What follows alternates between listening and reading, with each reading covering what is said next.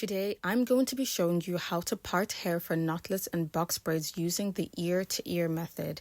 If you want your braids to look exactly like the photos I've just shown you, this is one of the cleanest and easiest way to prepare your sections, especially when you're working on a client. The first thing you need is a parting comb. Make sure the hair is detangled and smooth so your lines come out clean. Now take your comb and create one straight line going from ear to ear.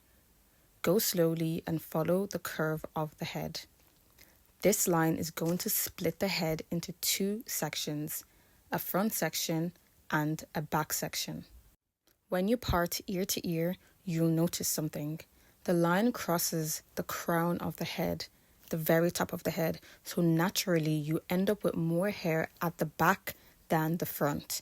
This is completely normal. The split is usually around a 60% 40 split or even 30-70, with most of the hair sitting at the back. We always start at the back first. This is your standard parting section for box and knotless braids. The number of rows you create in the back depends on the size of the braids. Smaller braids equals more rows and more boxes. Larger braids equals fewer rows and fewer boxes. For today's medium size, most clients will start with 3 to 4 boxes in the first row, depending on the size of their nape. Pre-parting helps you plan ahead and make sure every row is consistent. Consistency is what separates beginners from professionals. Parting is honestly the most important part of braiding, as clean parts make the entire style look polished. As you move higher up the head, your parting lines become slightly curved. This is completely normal. You're following the natural shape of the head. Your very last row at the top will resemble a semicircle. Once you're done, the back should look exactly like this, and this is the template you want to follow every single time you start somebody's knotless braids. Now we're going to move on and I'm going to show you how to bricklayer. As you can see, I've already done 3 braids in the first row. Step 1. Look at your first row.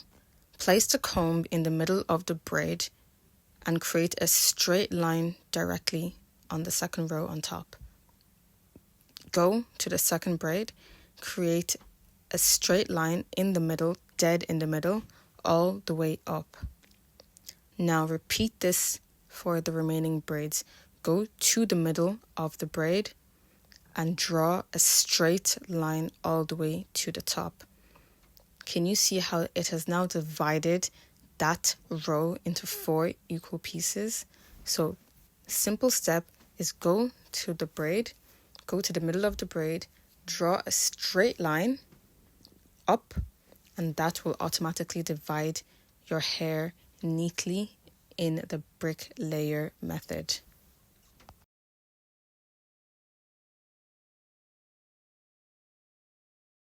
This is the only way you should be prepping and parting your braids, because bricklayering gives you that perfect balanced look that makes the braids fall naturally and look professional.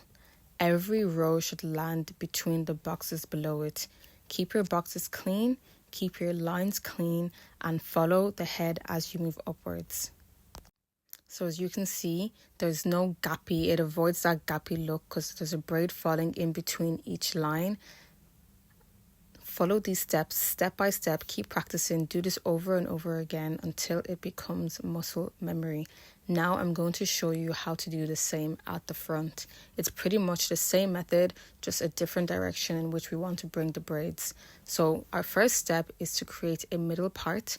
With this technique, a middle part is always the default. Using this parting method means your client will still be able to style their hair in either a center part or a side part also.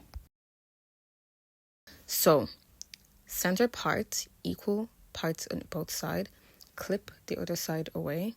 Now we're going to turn the head, and as you can see from the back, when we're braiding towards the back. On the side, we're braiding towards the side. So we're going to create our very first row. We take the line, follow my parting, and we part backwards, okay? The lines don't have to align with whatever lines you've created at the back, just so you know. So create your line backwards, pre-parted, section it off, and repeat. Again, the amount of rows you have depends on the size that you're doing. The more rows, the smaller your braids are going to be.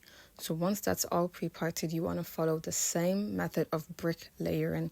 The first row, if it has 2, then the second one is going to have 3, 4, and so on.